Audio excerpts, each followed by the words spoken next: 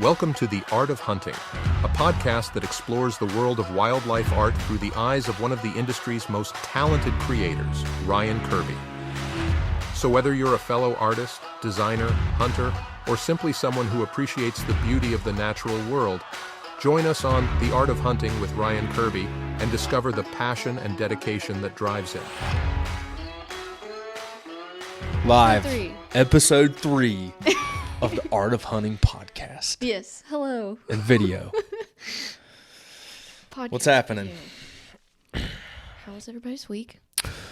Well, I guess before we get in, we've got to talk about a new deal. Our sketch drop. We've been trying to figure out ways to release some more timely products. Some things that people have been asking for a long time, and it just hasn't quite fit in what we got going on, or we were too busy. But now we are going to start dropping limited editions, limited runs of sketches. And what you got to do is when we announce sketch drop, it's going to be live for a week. You can buy them for a week. When they're done, they're done. We will never produce them again. So it's a little bit more, quick, timely, quick hitting type stuff, and limited run. Get them if you want them, because they won't be there for long. But I actually have the proofs right here. The first sketch drop. When's this podcast going to air? That's a Zach Soon? question. Producer this week. Zach. So end of March, first part of April, it's going to be going live. So the sketch drop, our first sketch drop is going to start April 6th. We pushed it back about 3 days to make sure we're all dialed. We're still evaluating some paper. We want this to be spot on the money when we launch.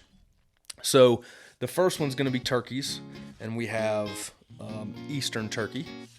We've got, for those of you on listening on podcast, this make no sense at all. Because you can't see them. On video it is.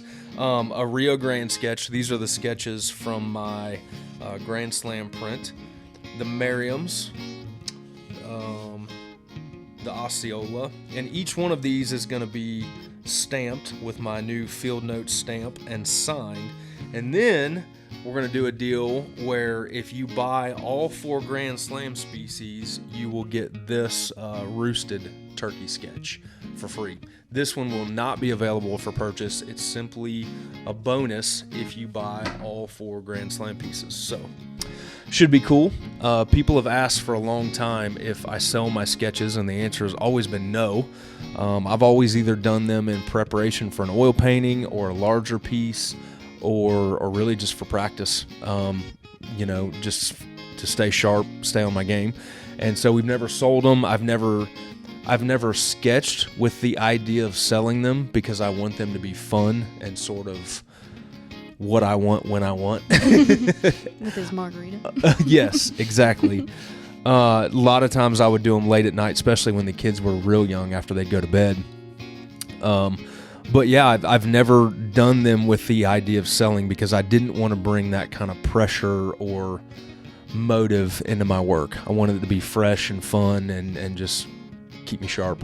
So, but now so many people have asked, and we have the capabilities now, and the people here, and the shipping, and we're pretty dialed in. We're able to offer them. So, and we are now an Amazon affiliate, so we will offer some. I think we said 5 options. That's of right. Links that y'all can get the frames for. We're going to test them out first, so we don't give you guys some crappy stuff. But yeah, those will be in soon too. So just April 6th. Yeah. So this podcast is sponsored by Sketch Drop. Our first ever sponsor. And I also just noticed, apparently I'm Whitetail Properties logoed up. Oh, you are. So Alex, I'm going to be hitting you up for a sponsorship. All these logos that I didn't even realize worked their way into my life. But no, I've bought a couple farms for them, and I've got 2 good buddies that are real estate agents with them. So I've actually looked into those. A fan with Cole. He's definitely looking into that stuff too. Into what? Whitetail property. Buying farms? Properties, yeah, just for him to have some recreation. That'll be a great conversation for your first month of marriage. I know, right? Just buying a farm. I know. I was like, That'll be a fun one. Yeah. That's what we need to do.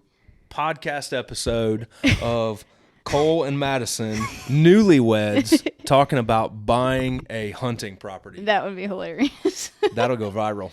100%. You might see Mad Dog actually get mad. Mad Dog would come out then. But no, it's funny. This is completely off topic, but I had been looking for a 40-acre piece in my home county in Illinois. My parents are there. We have access to equipment and stuff like that. It's a good excuse to, go home and see them and bring grandkids home and stuff like that. So I was looking at property in Hancock County, and my buddy Tyler Sellens, who's an agent for them, we had looked for not a long time, but for a few months. We looked at several properties when I was up there. Kim and I had the conversation about it.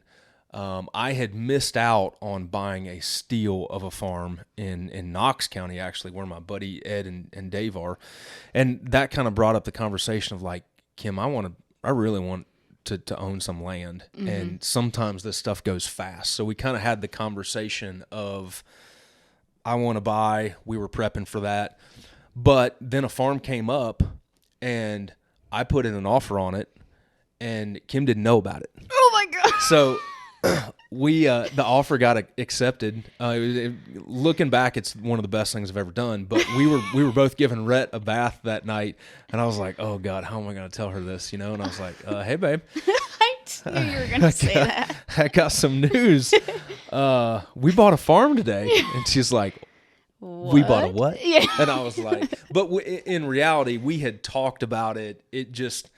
I hadn't run that farm and that purchase by her that day. We talked about it for months. And she's pretty cool about stuff like that anyway. And it was only 40 acres. I mean, it wasn't 700 acres. Right. It wasn't a big deal. So, anyway, let's talk about turkeys. Turkeys. I just got back from a trip in Florida with a bunch of buddies.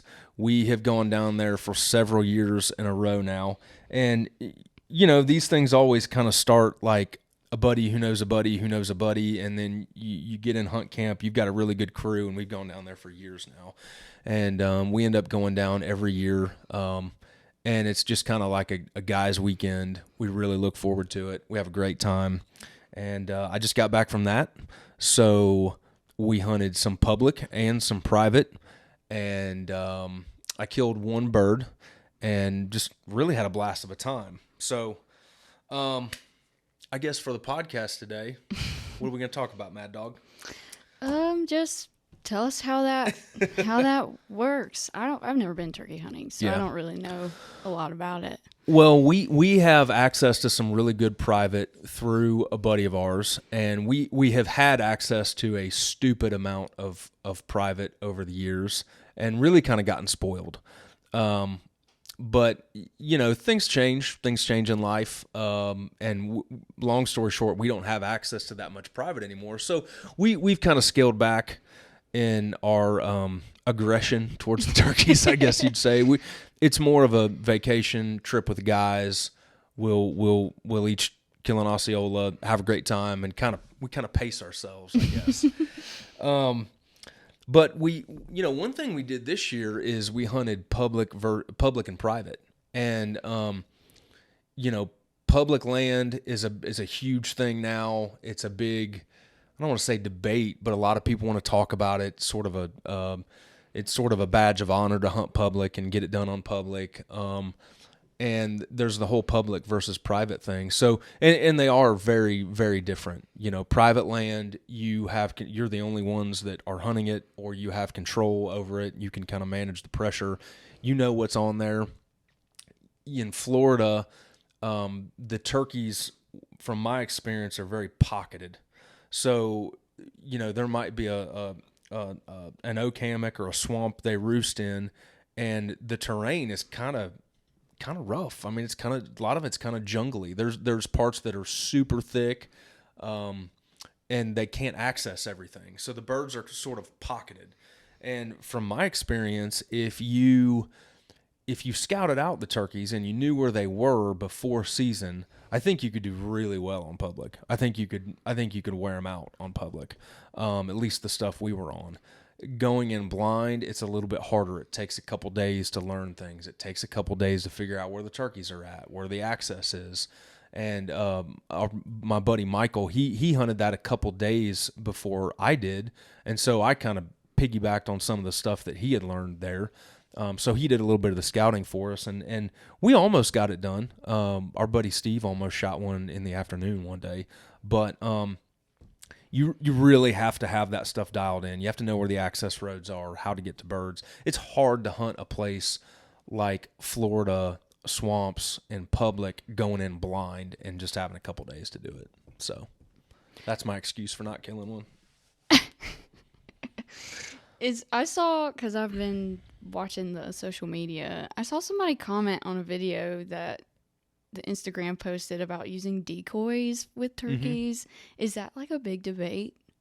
It has been very much so recently, and it's amazing the insight that you had on that question, actually, because we didn't rehearse that question. But that's one of the biggest thing. That's one of the biggest differences is when we hunt the private land. They're pasture birds. It's cattle country, and it's almost stupid how well a strutter decoy works. Those birds are just really aggressive, and I don't know if they're just naturally more territorial, like they have their corner of the pasture and that's theirs, and if they see an intruder, they want to come fight him.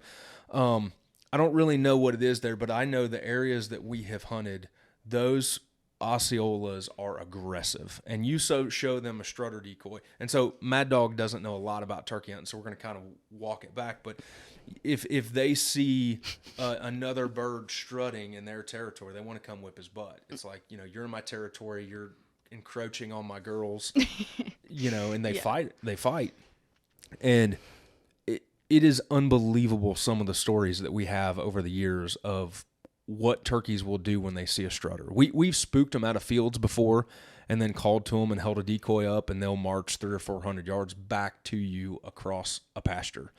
And you're just not doing that on public. I mean, first, it's dangerous. You could get shot by another hunter who mistakes your decoy for an actual strutting turkey. So there's that whole thing. But the Florida, like the public land, you can't see more than 60, 70 yards in most places, so they're not as effective. Where a turkey that is across the field at 300 yards can see your decoy and come marching over.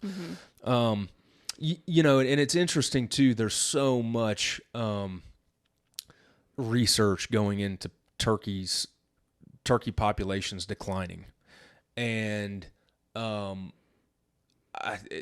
you look back on it, you look back when I first started turkey hunting, we were using like the Flambeau Feather Flex decoys that literally looked like rent made them. They look like they're like a stuffed pillowcase type deal. They're just terrible. Decoys have gotten massively more realistic over the years, more portable, more everything. You can incorporate real tail fans into them. People are shooting turkeys a lot longer, especially the past couple years with TSS coming out. I mean, there's people advertising 75, 80 yards on a turkey. And one thing, there's a lot of biology research studies going into turkey population declines, but there's no doubt about it. We've gotten way better at killing them than we ever have before. I mean, the decoy technology, the realism, the TSS reaching out there further than ever. I mean, there are a lot of turkeys that would slip by at 100 yards and you wouldn't have a shot at them.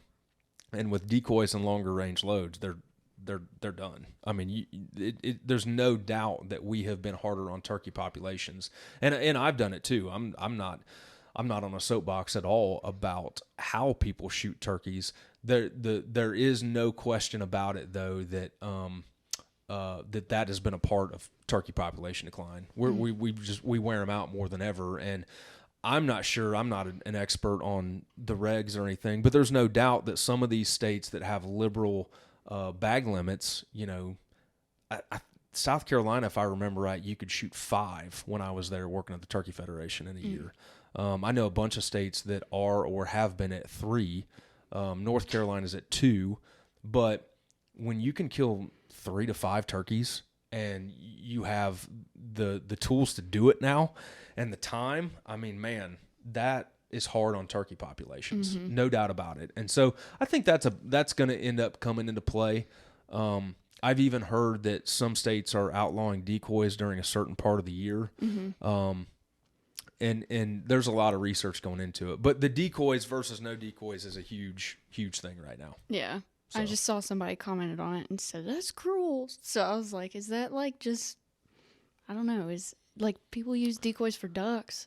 Is that not like the same? It's been a part of it. You know, the thing about hunters is it is hard to change. And I've seen in a lot of states where the politicians, the legislature sets the game laws, and the DNRs are stripped of a lot of their power to make decisions in the best interest of the resource, the species. And that's a whole nother debate that we won't get into, and I don't know enough about it to even like make an educated opinion on it. But it is hard when, you know, I remember in South Carolina, they were looking at instituting some antler restrictions and pulling back the bag limits. And at that time, you could kill 7 white-tailed bucks. That's a crazy amount. And people fought like tooth and nail to keep it because they were used to that and they felt like they were getting stripped of that. But at the same time, hunters have also been very good as a whole of instituting regulations and some restraint and taxes on themselves, knowing that they have to do that to protect the resource. So I think that there's already a move of a lot of hunters that are pulling back on that stuff, that are not using decoys, that are, you know, wanting to call a bird in to 40 for the challenge of it and the personal satisfaction, rather than going and paying $11 a load to shoot one at 80. So I think that overall hunters are really good about when push comes to shove, we know that what we have is a resource, and hunting is a privilege, not a right. The game is a privilege, not, we don't own it. And so I think ultimately hunters are very good at realizing that and reining themselves back in. You'll always have a few loudmouths that don't want to do that, you know, but for the most part, hunters are good about that. Cool. But there's also a lot of turkey biology that comes into play too. So the timing of a season is important.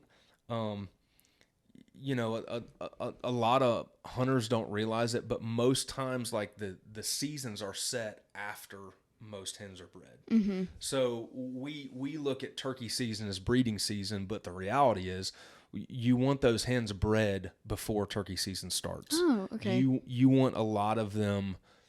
You want to be, because, you know, if you shoot that longbeard before he has a chance to breed a lot of the hens, you're taking those turkeys out of the population. Right. So a lot of agencies are pushing back turkey season, or they're shortening it to make sure that those hens get bred, That's and cool. that we're not wearing out the population. I didn't know that at all. That's cool. What's your take on using a bow versus gun on turkeys? Do you do that? Have you ever done that? I honestly, I would love to start. I have not done it yet. Oh, really? And I almost exclusively bow hunt deer. Like, I just don't even, you know, in North Carolina, I think I took rep with a rifle a couple times last season, but I almost have zero desire to shoot one with a gun, other than if we're just, you know, filling the freezer. But for some reason, I've hardly ever had that drive to do it with turkeys. Oh, okay. I don't know. A part of me likes the idea of being mobile and going to turkeys, setting up in iffy scenarios,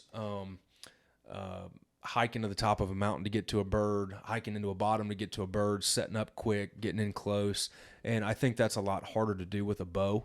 I think you really have to have them more scouted out. You've got to be set up on a field edge where they're coming in. It's hard to run and gun with a bow, which probably wouldn't even be running and gunning, I guess. Right. Running and bowing. Running and bowing. It's hard to run and gun with a bow the way that I like to hunt, and so I haven't done it.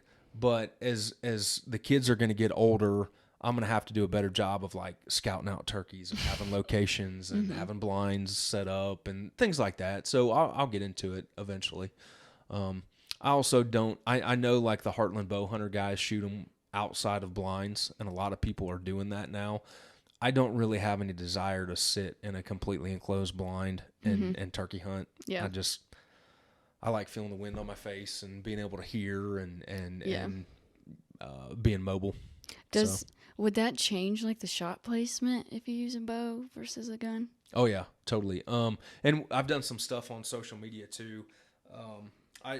Back in the early days of my career, when I first left the Turkey Federation, I was doing a lot of illustration and design work, and I did a lot of work for the Archery Trade Association, the ATA, and they had an Explore bow hunting program, which was designed to get young hunters and first-time beginning hunters into the sport of archery. And one of the things that I did was a lot of shot placement stuff. A lot of shot placement, a lot of technical things, a lot of illustrating actual equipment. Because, some of these people don't know what a bow sight or a release or a finger tab looks like. So we were doing an educational curriculum, and I illustrated all the work for that. And I did a bunch of turkey anatomy stuff, deer, bear, elk. And so the shot placement is definitely different. You can shoot them in the head, but it's like, it's the size of a baseball for the most part. And a lot of times if you spook them, that thing is rubbernecking around and bouncing around, and it's kind of like a little moving target. So a lot of people will aim where the wing meets the body. You kind of have to shoot them center mass if they're strutting. Gotcha. And then take out a leg, and then their vitals are smaller too. So right. Okay. Gotcha. So can you explain the Grand Slam? Yeah. So there are different subspecies of turkey all over the country, and there's 4 main ones in the United States, in the continental United States. There's the Osceola in Florida. There's the Eastern, which is pretty much the eastern half of the country. There's the Merriam's, which is out west, and there's the Rio, which is more like southwest. And a lot of hunters want to get there. There's also a Royal Slam, which includes the Goulds, which is in Mexico, New Mexico, maybe some Arizona. I'm not totally familiar with them. And then the World Slam, which is the Oscillated. And the Oscillated, if I remember correct, is in Guatemala. I think that's right. I was never great at geography. I want to make sure that I'm not like listing a country that's on the southern tip of Africa. And the Oscillated is like a straight jungle bird. It's way more like a peacock than anything. They have a blue and yellow head. Whoa. They have really crazy feathers, really long spurs, like dangerously long spurs. And they're a small bird. And most of my knowledge of all these came when I was working at the Turkey Federation, and they were bringing in the turkey records, the wild turkey records. And you can document your Grand Slam. So you can go shoot one. You can go shoot all 4 subspecies and then submit that and kind of have, I don't even know what they give out, like a little certificate or pin or something of your Grand Slam. You can do the same with the Royal and the World. Then guys get creative. Guys will shoot one in a season. A single season slam is a thing where they go from, they plan this trip out. Like you're planning a wedding, they plan out their Grand Slam deal to where they go, from Florida to Texas to Alabama to, Colorado or whatever and do it. Then there's guys that shoot a slam with a 410 or a slam with a 20 gauge or an archery slam. The newest one now is to kill a turkey in every state. So to literally hunt every single state. Wow. And that takes years. Yeah. You can't you can't do that in one season. But there's all kinds of stuff. It's just like anything, any other hobby, any other sport. You can go as deep down the rabbit hole as you want, and that's kind of a turkey hunting rabbit hole. Wow. Are you going to anywhere, like any other states to hunt this year? I'm going back to Illinois. I got a landowner's tag, and it is Rhett's spring break at school, so he's got a week off. So we are going to head up there next weekend and meet with Adam Keith of Land and Legacy. We're going to do some habitat work on the farm that I didn't tell Kim about on that place and kind of check in on some stuff. It'll be a good chance for Rhett to hunt with his grandpa and, hunt on the family farm and fish, and hopefully the weather will be nice. And so we'll get to, fish and hang out for a while. So there's that one. I've got a couple buddies going to New York. I'd love to tag along there. The reality, though, is that a lot of my season with work and everything we've got going on, it's hard for me to just bust away for a week and just be AWOL, at a time. Right. So, and the other thing is a lot of my favorite places to hunt are around here. And I want to be there with the kids and stuff like that. So, yeah. Did any scenes that you saw this past week in Florida inspire you for a new piece or a new pose or? Yeah. We've actually got a deal. If you're listening to this on podcast, head to our YouTube channel, because we're going to shoot something here this morning that I think people would really like to see. One of the things that I've done since I was a kid, and I have been obsessed with turkey hunting since I was about 12. And I remember going out after the season. So when I was young, we had landowners tags in Illinois, so you could hunt the entire month of the season, and you could kill one turkey. And there were a few years I killed one on the first weekend, and that was basically just like lucked into shooting a Jake. But of course, I thought I was the man. Yeah, and could shoot anything, easy. And then like the third season, it took me till the last weekend to shoot one. But what I would do is, I was so crazy about turkey hunting, I would go out after the season, set up one of those little feather flex decoys, and literally I remember I had like the cameras that you had to take into Walmart, like to get the film exposed. Oh yeah. What am I even saying? You're too young. No, I remember doing that with my mom. So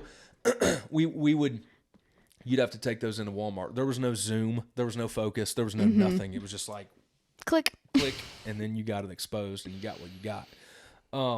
And I remember going out with a push button Yelper and one of those cameras and a feather flex hen decoy to try to call in a turkey to get a picture of it. Like, I was 13 years old and I thought that was the coolest thing in the world, And then when I got a little bit older, I remember I was 16 and we had a VHS camcorder, and I remember doing the same thing. I would go out and call turkeys in just to video them. And go back in and plug that thing into the VCR, and watch them, and think it was the coolest thing in the world. There was this old guy, Don Hardy, in my hometown. He was the mechanic, and he was like the OG of turkey hunting. Like he knew, because Illinois kind of developed a season and got a huntable population again about the time that I was coming of age. So a lot of people didn't really know what they were doing. And there was this old guy that tinkered. He was a mechanic. He tinkered around with turkey calls and made them. And I'd get with him and we'd go out and call turkeys in after the season just to film them. And we thought it was the coolest thing in the world. So this year at the end of the trip, me and Clay Cook, one of the videographers from Whitetail Properties. By the way, that name drop right there is another reason Whitetail Properties should sponsor the podcast. Alex, I'm telling you, man. Yeah. But no, he was down there filming some content for Whitetail Properties, and he had like the 2 cameras set up. And so the last day we went back in the pasture behind where we were staying, and there had been 3 birds coming in there like every day. So we thought we'll put out some decoys and get some footage and just see what happens, Long story short, this turkey came in silent, strutted around the decoys, beat up the strutter, tried to breed the hen, and he was there for an hour.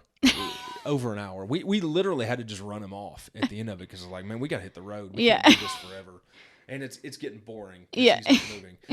But what we're gonna do is I'll walk through that footage and talk about what I look for as an artist as far as a pose, as far as positioning, how to tell a larger story in a painting, and really break down a scene and look at what I look for in a pose, and some of the artistic things you can do to get a turkey right, that people might not realize. So there's a lot to it, you know. I always tell people, you know, I work from reference photos a lot, and animals take bad photos just like people do. Mm-hmm. And so sometimes you'll see a pose that just isn't quite right. Like it's just not, it's not really realistic, or you can't see some of the detail. And as an artist, I've got to be able to go in and pull that detail out from knowledge in my head of what it should look like or how I want it to look like. So that should be kind of an interesting deep dive into people on how I select poses and stuff. Yeah. Well, I know before you went to your hunting trip, you went to the Turkey Federation for like a event, and you painted a piece for them, right? Yeah, that was a private event.